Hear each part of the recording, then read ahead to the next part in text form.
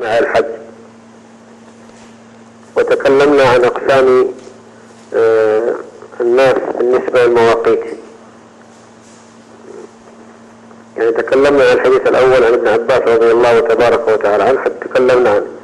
إذا نحن الآن في الحديث الثامن بعد 200 عن عبد الله بن عمر رضي الله تبارك وتعالى عنهما أن رسول الله صلى الله عليه وآله وسلم قال: يظل أهل المدينة من ذي الحليفة، وأهل الشام من الجحفة، وأهل نجد من قرن المنازل. يعني هذا إلى هذه الجزئية ورد في الحديث الماضي. قال عبد الله: وبلغني أن رسول الله صلى الله عليه وسلم قال: ويهل أهل اليمن من يلملم. إذن هذا الحديث هو كالحديث الماضي، وما يدل عليه الحديث الماضي يدل عليه هذا الحديث. ننتقل الحديث الذي يليه،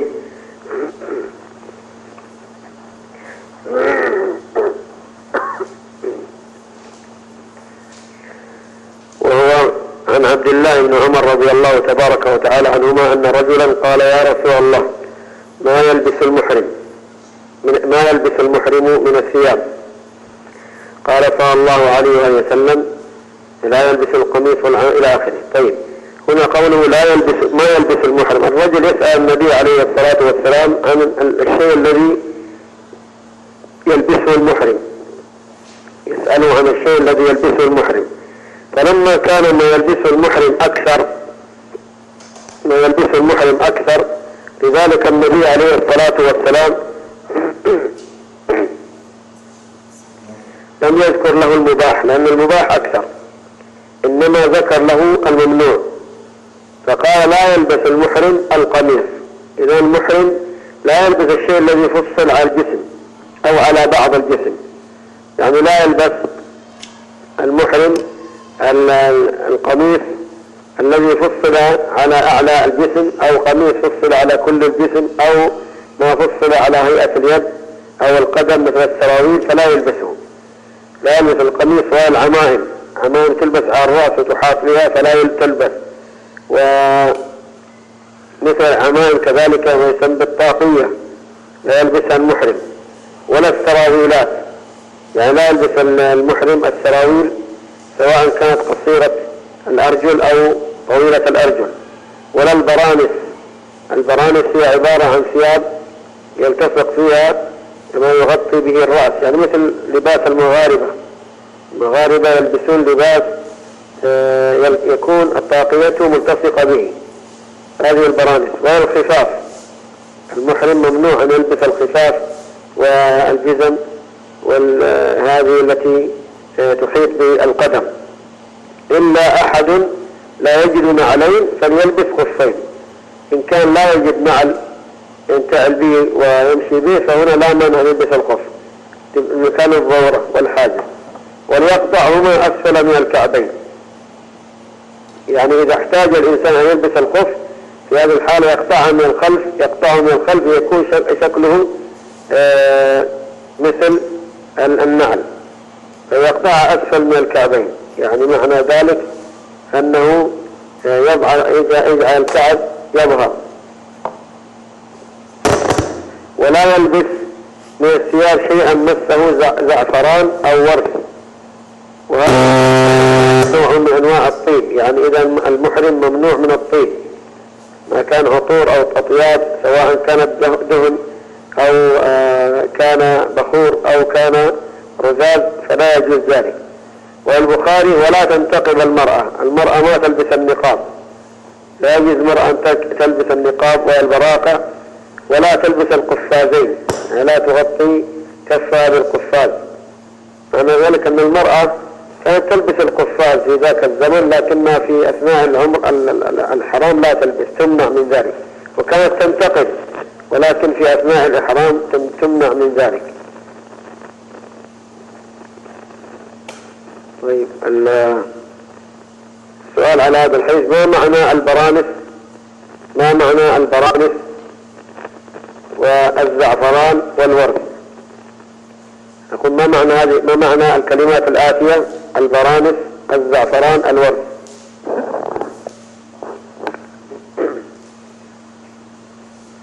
وأما البرانس جمع برنس،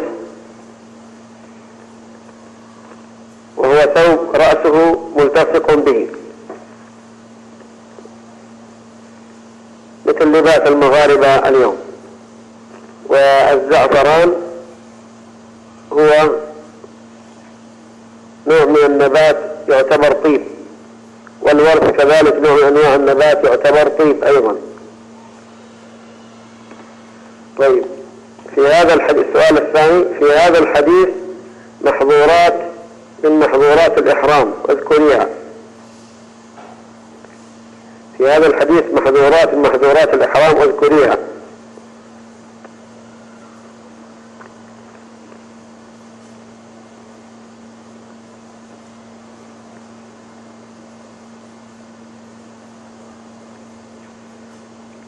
من محظورات الإحرام مذكورة في حديث واحد: لبس المخيط، وهذا للرجال، وأما المرأة فتحرم فيما شاءت غير أنها لا تنتقب ولا تلبس القفازين. لبس المخيط وهذا للرجال، وأما المرأة فتحرم فيما شاءت غير أنها لا تنتقب ولا تلبس القفازين. الثاني: تغطية الرأس بملاصق. تغطية الرأس بملاصق، لا يجوز تغطية الرأس بملاصق، يعني طاقية أو غترة أو أي شيء مما يلبس على الرأس. الثالث: مس الطيب. هذه من محظورات الإحرام.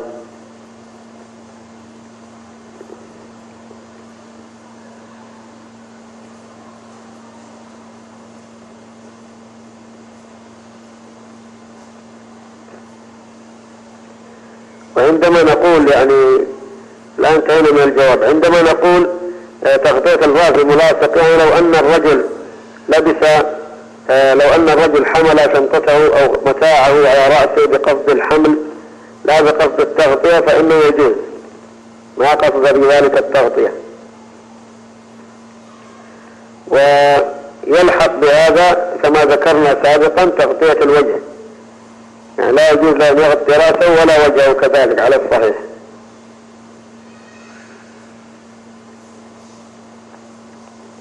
وأما بالنسبة لما يسمى عند الفقهاء لبس المخيط، فليس هناك في القرآن ولا في السنة تحريم لبس المخيط بهذا اللفظ، لأن بعض الناس حتى وقع بسبب هذه اللفظة في التحريم على نفسه أشياء ليست محرمة.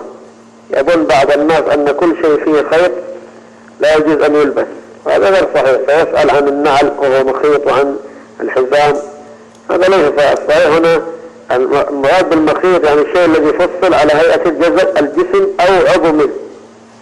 الشيء الذي يفصل على هيئة الجسم أو عضو منه لا يجوز أن يلبس، هذا يسمى مخيط.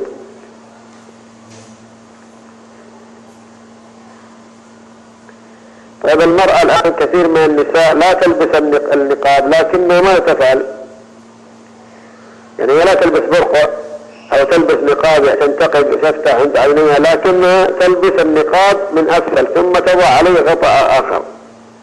فهل هذا محظور؟ هل فعلت المحظور أو لا؟ جواب نعم. هي لبست الآن نقاب ولو وضعت عليه غطاء آخر، لكن إذا أرادت المرأة، إذا قالت أنا ما أشاهد الطريق، فلها المطلوب منها أن تغطي وجهها عند الرجال أجانب طبعا عنها، وبالتالي إذن ماذا تفعل؟ لها أن تخيط لنفسها لباس للوجه، يعني يكون عند الجبهة ثقيل، وأسفل العين يكون ثقيل، وعند العين يكون موجود لكن خفيف، لا مانع. هذا ليس نقاب، لأن النقاب فتحة، هذا ليست نقاب. ولا يكون مربوط على الرأس، إنما تضعه وضع نصفه يكون من الخلف والباقي من على الوجه، ولا يربط على الرأس، وإنما يمسك بالعباءة. ففي هذه الحالة هذا اللباس الذي ينبغي أن تلبسه. يعني الرجل يتخذ الإحرام كلما أراد حج أو عمرة أخذ الإحرام، المرأة تتخذ هذا اللباس يكون خاص فيما إذا أراد أن تذهب إلى العمرة أو الحج تلبس هذا اللباس كما ذكرنا، ما دام أنها لا تشارك الطريق. لكن أن تفتح النقاب وتلبس النظارة هذا لا يصح، لأنها الآن لبست نقاب وعليها فدية من صيام أو صدقة أو نسك، يعني عليها إن لبست ذلك أن تصوم 3 أيام وتطعم 6 مساكين أو تذبح شاة، وهي مخيرة في ذلك. ننتقل الحديث الذي يليه عن عبد الله بن عباس رضي الله تبارك وتعالى عنهما قال: سمعت النبي صلى الله عليه وسلم يخطب بعرفات: من لم يجد نعلين فليلبس خفين، ومن لم يجد إزارا فليلبس سراويل. إذا النبي عليه الصلاة والسلام هنا لاحظوا أنه خصص على المحرم، ليس كل الناس يجد نعال،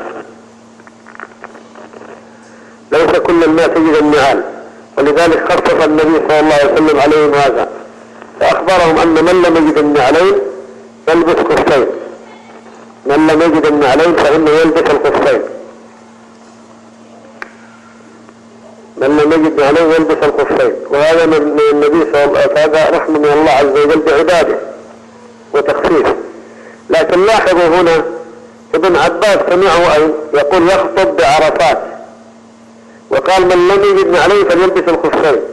طيب ما قال يقطعهما؟ في الحديث الماضي ذكر هذا، الحديث الماضي ماذا قال؟ قال: لا الخفاف إلا أحد لا يجد نعلين فليلبس خفين وليقطعهما أسفل من الكعبين. طيب هذا أين كان؟ هذا الكلام كان قبل ذلك، يعني قبل الحديث الآتي، ولذلك المؤلف أورد الحديث هذا هنا ليبين أن القطع نسخ، يعني قد كان النبي صلى الله عليه وسلم أمر بالقطع، ثم بعد ذلك في عرفة والناس كانوا أكثر وهم أحوج لبيان الحكم الشرعي، ولكنه سكت عن القطع، ثم يدل على أن هذا رحمة من الله عز وجل. يعني في الأول أمرهم بذلك: إن احتجت أن تلبس الخف لكي لا نعل عندك لا مانع، لكن اقطع الخف، اقطع عنق الخف ما أسفل الكعبين حتى يصبح قريب من النعل. لكن بعد ذلك النبي صلى الله عليه وسلم سكت عن هذا ولم يتكلم عنه، إما يدل على أنه نسخ. وعلى ذلك من لم يجد نعلين يلبس خفين ولا يقطعهما، ليس هناك حاجة للقطع. ومن لم يجد إزار فليلبس سراويل. ممكن يحصل هذا في الزمن الماضي طبعا، يعني بعض الناس قد يحصل له ذلك، وفي هذا الزمن يمكن في الطائرة، يمكن يكون الإنسان يعني إحرامه في الطائرة في الشنطة، والآن هو قريب من الميقات يريد أن يحرم. طيب ماذا يفعل؟ ليس عنده إزار، يعني يستمر السراويل.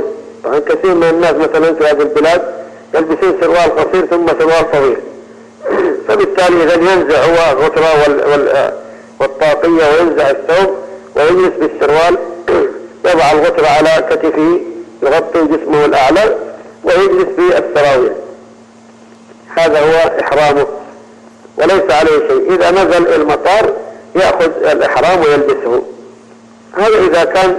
أما إذا كان عليه حرج من الناس ويعني سيطعن فيه أو نحو ذلك، ففي هذه الحالة لا مانع يحرم ينوي الإحرام، فإذا نزل لبس الإحرام مباشرة ونزع ما عليه. يقول نأخذ سؤال على هذا الحديث: إذا لم يجد المحرم نعلين فماذا يفعل؟ ما الدليل؟ إذا لم يجد المحرم نعلين فماذا يفعل وما الدليل؟ الجواب نقول أنه يلبس الخفين ولا يقطعهما، يلبس الخفين ولا يقطعهما. الدليل هذا الحديث الذي معنا. السؤال الذي يليه: إذا احتاج المحرم للبس الخف، إذا احتاج المحرم للبس الخف لعدم وجود النعل، فهل يقطع الخفين أم لا؟ بيني ذلك. فهل يقطع الخفين أم لا؟ بيني ذلك. الجواب نقول لا يقطعهما على الصحيح من أقوال العلماء، لأن النبي صلى الله عليه وسلم خطب الناس في عرفة ولم يذكر أمر القطع فدل على أنها رخصة من الله تعالى. السؤال الأخير على هذا الحديث: إذا لم يجد المحرم إزارا فماذا يفعل؟ الجواب نقول يحرم في السراويل إلا أن يجد الإزار يحرم في السراويل إلى أن يجد الإزار فيلبسه.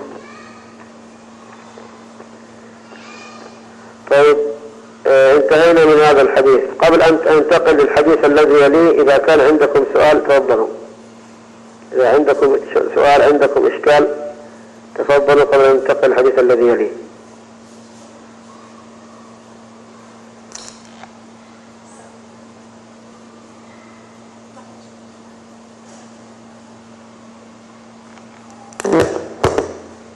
طب ننتقل رضي الله تبارك وتعالى عنهما، يقول أن تلبية رسول الله صلى الله عليه وسلم لبيك اللهم لبيك. لبيك يعني معناه إجابة بعد إجابة، يعني كأن المسلم يستحضر نداء إبراهيم عليه الصلاة والسلام. يعني إبراهيم الله أمره وأذن في الناس بالحج، فكأن هذا المسلم يتذكر أذان إبراهيم في الناس بالحج، فهو يقول لبيك اللهم لبيك، يعني إجابة بعد إجابة يا الله. لبيك لا شريك لك لبيك. ولاحظوا كلمة لبيك كررت عدة مرات لتبين معنى الانقياد والطاعة والخضوع والخشوع لله عز وجل. ولاحظوا لا شريك لك هنا التوحيد، إعلان التوحيد. في الحج عدة مواضع يعلن فيه توحيد الله عز وجل. إن الحمد والنعمة لك. الحمد كل أنواع الحمد يستحقه الله عز وجل لأنه أهل لأن يحمد سبحانه.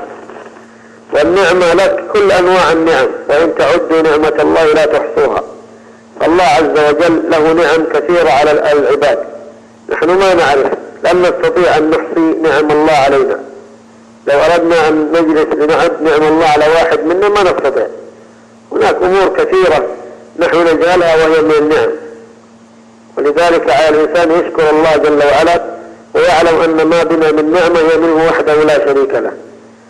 والملك يعني كذلك له الملك، والملك ملك الله ملك مطلق أبدا ليس مقيد. أما ملكنا نحن ملك ناقص مقيد، يعني الآن أنا أملك عيني وأملك جسمي، لكن هل أستطيع أن أبقى عيني هكذا مزاج؟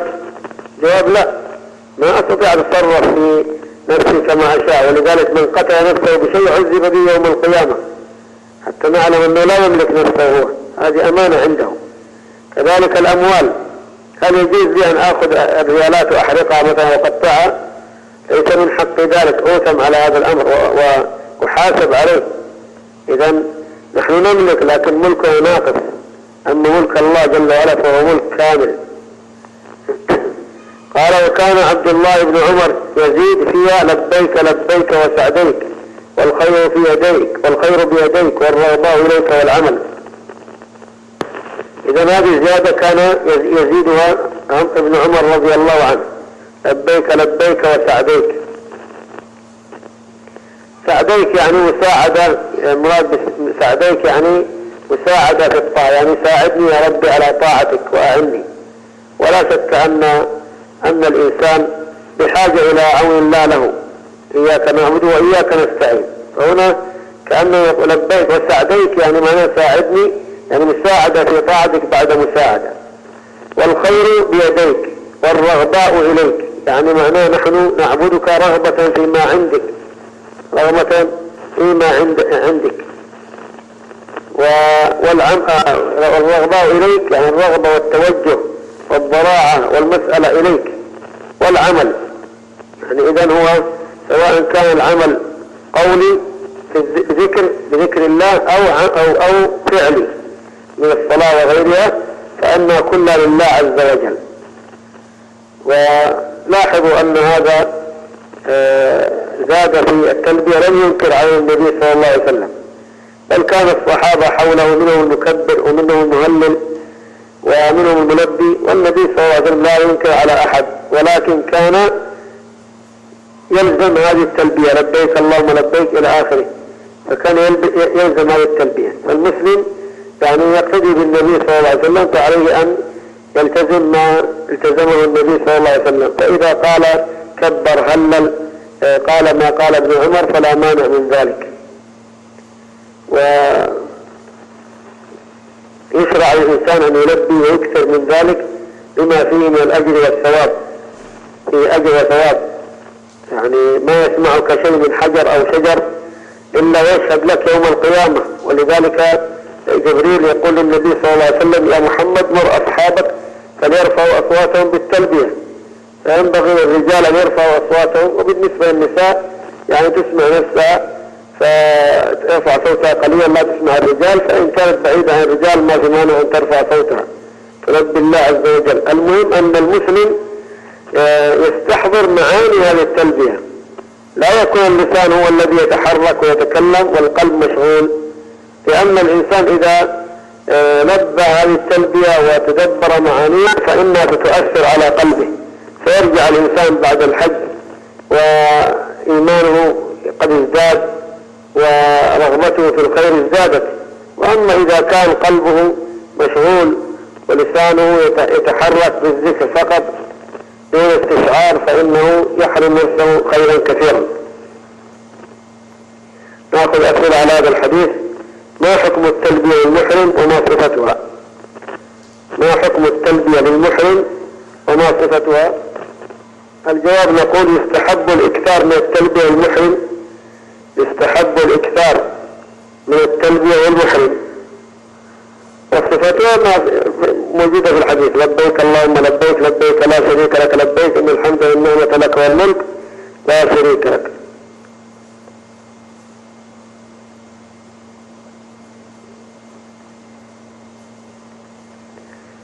السؤال الثاني هل يجوز الزيادة على تلبية النبي عليه الصلاة والسلام؟ وما الدليل؟ هل يجوز الزيادة على تلبية النبي صلى الله عليه وسلم وما الدليل؟ الجواب نقول يجوز الزيادة، يجوز الزيادة على ذلك، والدليل أن ابن عمر رضي الله تبارك وتعالى عنهما كان يزيد تلبيته فيقول لبيك لبيك لبيك لبيك وسعديك والخير بيديك والرغباء إليك والعمل. السؤال الذي يليه ما معنى الكلمات التالية لبيك سعديك الرغباء؟ لبيك كل معناه إجابة بعد إجابة، وسعديك مساعدة في طاعتك بعد مساعدة، والرغبة معناه الضراعة والمسألة، الرغبة والضراعة والمسألة.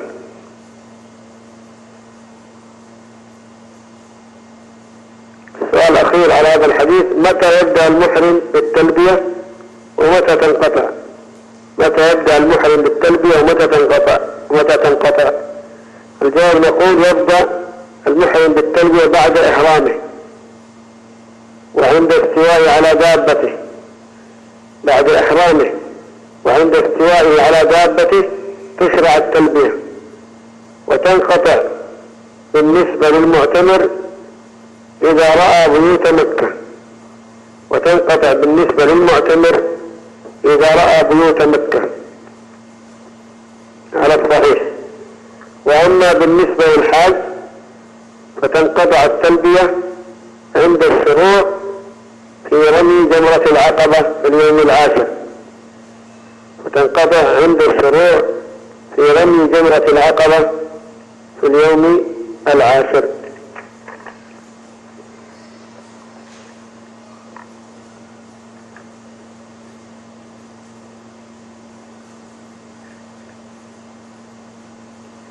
ننتقل للحديث الذي يليه.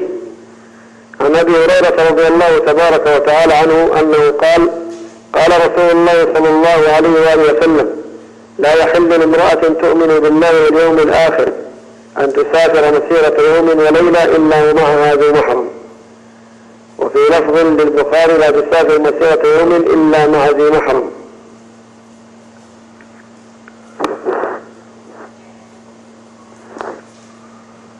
هذا الحديث يبين أن المرأة لا يجوز لها السفر إلا مع محرم لها، والمحرم هي المرأة هو زوجها وكل من تحرم عليه على التأبيد، زوجها وكل من تحرم عليه على التأبيد بنسب أو سبب مباح. ما معنى هذا؟ كل من تحرم عليه المرأة على التأبيد، يعني هناك تحريم إلى أمد وهناك تحريم إلى أبد. يعني مثلا المرأة الآن ما يجوز لوالدها أن يتزوجها أبد الآباد، الأب ما يجوز يتزوج ابنته، ولا الأخ يتزوج أخته، ولا يتزوج العم من ابنة أخيه، ولا من ابنة أخته، الخال ما يتزوج من ابنة أخته، وهكذا. فهذا تحريم مؤبد أبد الآباد. لكن هناك تحريم إلى أمد، يعني يحرم على الرجل أن يتزوج أخت زوجته، لكن لو ماتت زوجته أو طلقها جاز أن يتزوج أختها، فهذا إذن تحريم مؤقت وليس تحريم مطلق إلى الأبد. المرأة المتزوجة لا يجوز لشخص أن يتزوجها لأنه متزوج أصلا، إلا إذا مات عنها زوجها وانتهت عدتها أو طلقها الزوج الأول ثم وانتهت عدتها، في هذه الحالة يجوز أن يتزوجها، لكن يتزوجها ويتزوج هذا حرام لا يجوز. إذن هذا معنى كل من تحرم عليه على التأبيد بنسب، مثل العم والخال، ومثل العم والجد والأب والأخ، هذا بنسب، أو سبب مباح مثل الرضاع، سبب مباح مثل الرضاع، فالمرأة أخوها من الرضاع وأبوها من الرضاع وابنها من الرضاع، هذا يعتبر محرم لها. وكذلك المصاهرة، يعني الرجل تحرم عليه ابنة زوجته وإن كانت من غيره، يعني تزوج إنسان بمرأة وعندها بنت، فإن البنت هذه تحرم عليه، يعتبر محرم لها. لماذا؟ بسبب المصاهرة. كذلك يتزوج امرأة تحرم عليه أمها بسبب ماذا؟ بسبب المصاهرة. واضح؟ فهذا هو المحرم. المحرم لابد أن يكون بالغ عاقل، ما يكون إنسان صغير يحتاج إلى من يرعاه، والمجنون يحتاج إلى من يرعاه، فلابد أن يكون بالغ، يكون عاقل، ويكون أمين، ما يكون إنسان مخوف يخاف على المرأة منه، يكون لا تعاشق راجل يخاف على المرأة منه، فلا. يعني بعض الناس يحلق لحيته دائما، يشرب الدخان دائما، هذا فسق يعتبر، لكنه محافظ على عواقبه وعلى محارمه. وهناك أناس والعياذ بالله ما يؤتمن على يعني أخواته بسوء تربيته وسوء كذلك مقاصده بالنسبة لهؤلاء، فهذه لا تسافر مع هذا الرجل، لأن المقصود من وجود المحرم معها في السفر هو حفظها وصيانتها. أما هذا الإنسان هي تخاف منه بسبب والعياذ بالله وقاحته وفسقه. وهل يمكن هذا؟ طبعا يمكن.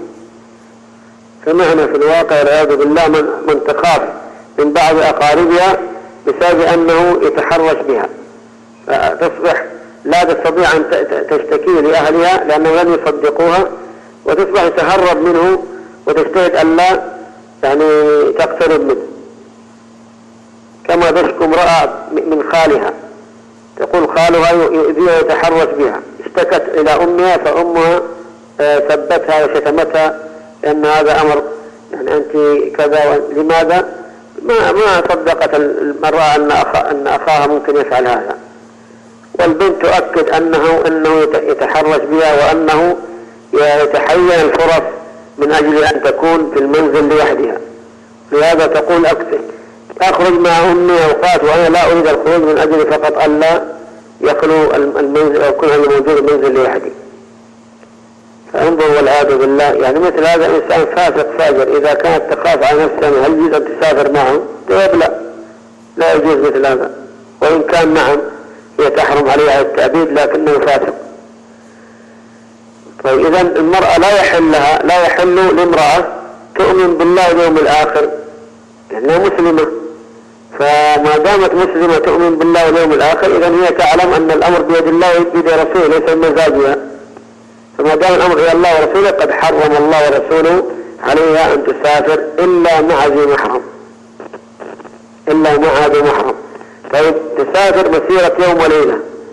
طيب الآن ممكن تتحرك المرأة من جدة إلى أمريكا في 12 ساعة، يعني أقل من يوم وليلة. نقول هذا ليس مراد بالتأكيد، المراد يعني المسافة في زمنهم البعير يقطع 40 كيلو في اليوم، هذه مسيرة يوم وليلة. فالصحيح أن نقول كل ما عده الناس سفر فلا يجوز للمرأة أن تسافر إلا مع ذي محرم. أما إذا لم يكن سفر فلا إشكال، المهم لا يكون خلوة. يعني المرأة مثلا داخل المدينة ما في مانع أن لا يكون مع الرجل الذي يوصلها إلى مع هدية أو مدرستها أن يكون معه محرم، لا إشكال. المهم لا يكون خلوة، يعني إذا كان هي وزميلتها هي وبنتها فما في خلوة. المطلوب أن لا يكون خلوة إلا إذا كان خلوة بسيطة، زمن بسيط، يعني مثلا الباصات تنزل الطالبات يبقى الأخيرة، فبالتالي إذن يعني الأخيرة 5 دقائق أو نحوها يوصلها مباشرة، والرجل مأمون والمرأة مأمونة وليس هناك شيء يثير الفتن فلا إشكال. أما إذا كان يوصلها أماكن بعيدة وفي الليل ولوحدها فمثل هذا لا، لأن يعني قلما تسلم منه أو يسلم منها، ولا بد أن يأتي الشيطان والعياذ بالله ويوسوس ما خلا رجل بامرأة إلا كان الشيطان ثالثهما، فيبدأ يحسنه لها ويحسنها له، فربما أغواه أو أغواها ووقعوا في الحرام والعياذ بالله. ولذلك لا بد من انتفاء الخلوة هنا في داخل البلد. أما في السفر لا يلزم ذلك. في السفر نقول يلزم المحرم، السفر يلزم المحرم، داخل البلد لا يلزم المحرم، المهم الخلوة أن لا يكون خلوة. طب لماذا أورد المؤلف هذا الحديث هنا؟ يعني إذا كان الحج يحتاج إلى سفر فلا بد من المحرم، أما إذا كان الحج لا يحتاج إلى سفر فلا مانع تذهب حتى لو لوحدها، المهم تبتعد عن الرجال، ولو كانت مع رفقة مأمونة من النساء فهذا أحسن. وكيف يعني يكون الحج للسفر؟ مثل الآن مكة، أهل مكة عندما يخرجون إلى عرفة هل عرفة تعتبر بالنسبة لهم سفر؟ جواب لا. وعلى ذلك فالمرأة يجوز أن تذهب إلى عرفة وتحج لوحدها ولا إشكال التي في مكة، أما هنا يعتبر من جدة إلى عرفة سفر. فإذا جاء زمن واقتربت جدة من مكة وأصبح من مكة إلى عرفة ليس سفر، في هذه الحالة يجوز المرأة أن تذهب بغير محرم لو ذهبت مع رفقة مأمونة لا مانع، لكن الآن لا يصح. فكون يعني بعض العلماء يقولون بأنه يجوز المرأة أن تسافر مع رفقة مأمونة، هذا لا غير صحيح، فلا يجوز مرأة أن تسافر إلا مع ذي محرم، هذا واجب. ولا يجوز تسيب النساء وإتاحة الفرصة لهم بذلك، هذا حرام لا يجوز. وأما القول بأنه الرسول يقول مسيرة يوم وليلة، فإذا كان السفر يستغرق أقل من يوم وليلة يعني 6 ساعات 7 ساعات فلا مانع، نقول هذا كلام غير صحيح، إن مسيرة اليوم والليلة هذه بمواصلاته في الزمن الماضي على البعيد، أما في هذا الزمن مواصلات سريعة، وبالتالي نقول ما عده الناس سفر فهو سفر، يعني من جدة إلى المدينة ساعة إلا ربع تقريبا، فيعد سفر من جدة إلى المدينة، فلا يجوز المرأة أن تسافر من غير محرم. وقول بعض الناس أنا أضعها في المطار وأتوثق وأتأكد من ذلك، ومحرمها الآخر وليها الآخر في البلد الثاني يستقبلها، نقول طيب في أثناء السفر هي الآن سافرت ووقعت في المحظور الشرعي، ثم من الذي سيجلس بجوارها في الطائرة؟ ثم أليس هناك يعني احتمال لأن يحصل شيء للطائرة وقد تأخر الرحلة وربما تضطر أن تنزل اضطراريا في مكان آخر؟ من يكون مع هذه المرأة؟ هذا الكلام لا يصح. المرأة التي تسافر لوحدها هذا لا شك أنه خطأ، وربما تتعرض لأذى بعض الناس، وقد حصل هذا كثيرا. طيب نأخذ أسئلة على هذا الحديث. ما حكم سفر المرأة بغير محرم وما الدليل؟ ما حكم سفر المرأة من غير محرم وما الدليل؟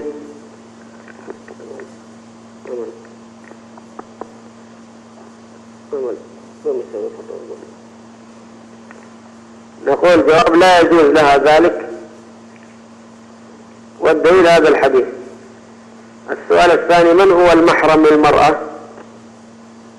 من هو المحرم للمرأة؟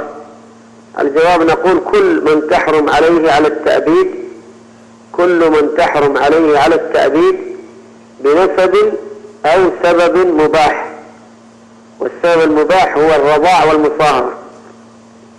بنسب أو سبب مباح، السبب المباح هو الرضاع والمصاهرة.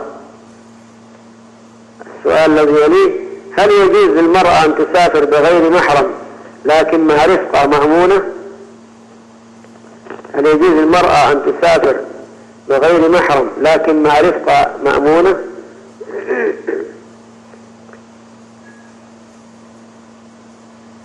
الجواب نقول لا، لا يجوز ذلك بداية الحديث هذا الذي معنا.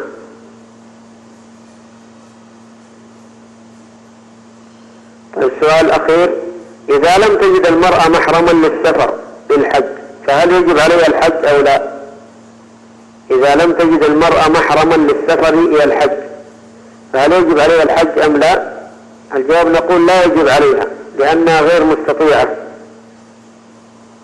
لا يجب عليها لأنها غير مستطيعة، فهي معذورة شرعا، هي معذورة شرعا. انتهى الجواب. لماذا؟ من باب التوضيح. يعني الآن هي لا تستطيع أن تحج إلا إذا سافرت، طيب الشرع يمنعها أن تسافر إلا مع ذي محرم، إذا في هذه الحالة لا تستطيع أن تسافر. يعني مثل الآن بعض الناس ليس عنده أوراق رسمية، ليس عنده فيزا حج، تأشيرة حج، طيب في هذه الحالة هو معذور شرعا، وإن كان قوي وعنده أموال ولكنه الآن لم يحصل على تأشيرة، فنقول معذور. ما سبب عذره؟ أنه لا يستطيع السفر لعدم وجود تأشيرة. نفس القضية الآن، هذا الآن سبب يعني رسمي، طيب هذا عدم وجود المحرم سبب شرعي، فالشرع ما أذن لها بالسفر إلا إذا كان معها محرم. طيب واحدة تشتاق للحج وتريد الحج وتبكي من أجل أن تحج وليس عندها حج، نقول هذا كلام لا يجعلنا نحل ما حرم الله. كونها تشتاق الحج، تحب الحج، تريد الحج، يعني إلى مهمومة مغمومة، هذا كلام غير كله لا يؤثر في الحكم. واضح؟ فالمسلم يجب أن يعلم أنه إذا كان صادق النية في الذهاب ولكن منعه الشرع والانضباط بالشرع فإنه يكتب له الأجر، يكتب له أجره، إنما الأعمال بالنيات. فهذه المرأة إذا كانت تريد الحج ولكن حبسها أن الشرع لم يأذن لها أن تسافر إلا مع ذي محرم فإنها مأجورة على ذلك لأنه حبسها العذر الشرعي.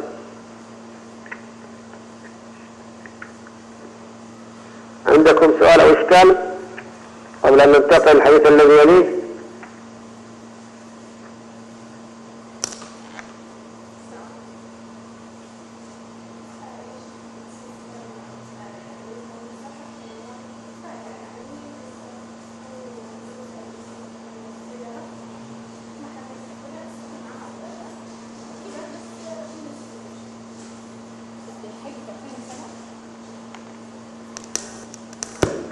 طيب نقول جواب السؤال أختي. نحن أشرنا إلى ذكرنا المحرم لابد أن يكون بالغ، أما يكون مع أولاد صغار أبناء 10 سنوات و9 سنوات هذا حمل على حمل، يعني إذا حصل مصيبة في الطائرة أو شيء، أو اضطرت الطائرة كما قلت أن تغير مسارها أو تنزل في مطار وتجلس فيه يوم أو يومين، ماذا يجري؟ وقد حصل هذا، ما نقول هذا أمر احتمال يعني بعيد، قد حصل عدة مرات يحصل أن الطائرة قد تتأخر رحلتها، وربما تلغى الرحلة في أوقات، وربما يحصل أنها يعني وتغادر البلد ثم بعد تضطر إلى أن تنزل في بلد آخر لحصول عطل في الطائرة، تضطر إلى ذلك. فبالتالي هذا أمر حاصل. فماذا تفعل المرأة الآن؟ تتعرض للبلاء والمشاكل، ولذلك نقول لا يجوز هذا، حتى ولو كان هذا الأمر ما اقتنعت به، يقول الرسول يقول لا يحل، إذا لا يجوز. لا يجوز. الرجل يستطيع أن يذهب بأهله بنفسه أو يأتي أحد محارمها يأخذها، طيب ما يستطيع في هذه الحالة لا يجوز لهم أن يفعلوا إلا أن يكون اضطرار.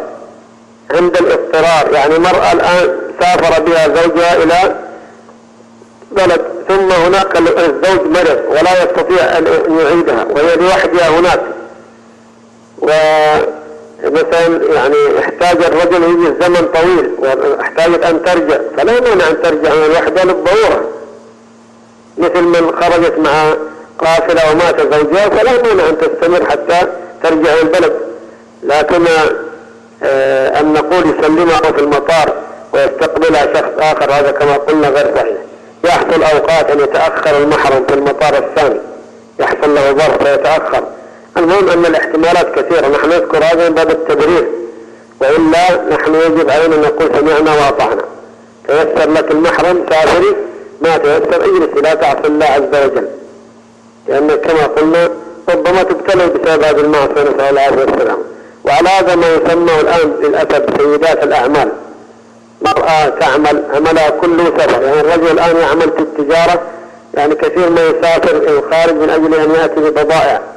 الآن أصبح هناك نساء يسمى سيدات أعمال، يعني لا تسافر الآن من غير محرم بدعوى أن مرأة عاقلة وعملية وأن يعني بعيدة عن الفتن. هذا كلام غير. المرأة مرأة والرجل رجل، فكونها سيدة أعمال ولا سيدة إيش، المهم أنها مرأة، فلا يجوز لها أن تسافر من غير محرم. هذا شرع دين، والتساهل في السماح المرأة بالسفر من غير محرم هذا حرام ولا يجوز شرعا، لا يجوز شرعا مثل هذا، ولا يجوز لأحد أن يسمح لها بهذا ولا يقرر قرار يأذن لها بمثل هذا الأمر، لأنه يخالف شرع الله عز وجل. نسأل الله أن يهدي الجميع. نكتفي بهذا القدر من الحديث الذي سيأتي طويل، نكتفي بهذا. نسأل الله جميع التوفيق والسداد، وصلى الله وسلم على محمد وعلى آله وصحبه، وجزاكم الله خيرا وبارك فيكم، والسلام عليكم ورحمة الله وبركاته.